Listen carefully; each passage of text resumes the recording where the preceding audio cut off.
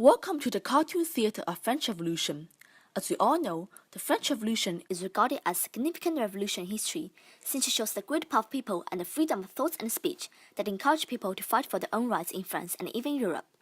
Before we talk about the significance of it, first, let me simply introduce the situation in France at that time. The system of French society was based on three estates made up by clergy, nobility, and the rest.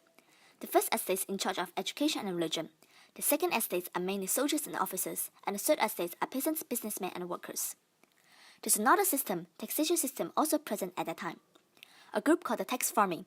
They collect the tax from the third estates and gave a fixed number of money to the nobility.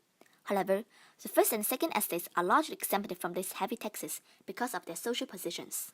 At around 1770s, there were several wars that spent a lot of money, especially they funded the American Revolution to a great extent, but received little.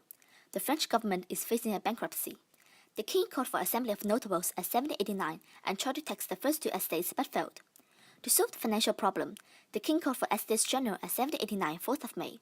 At that time, the Enlightenment in France has lasted for hundreds of years. Question the position of church and nobilities and think about the people's own happiness of life in a rational thinking and the shake basis of French Revolution, especially for the middle class, which then act as the leading role throughout the French Revolution. What's more important is the economic crisis. French population had doubled when Louis XIV was ruling, so they need more food. What's more, French had a bad harvest at around 1780s.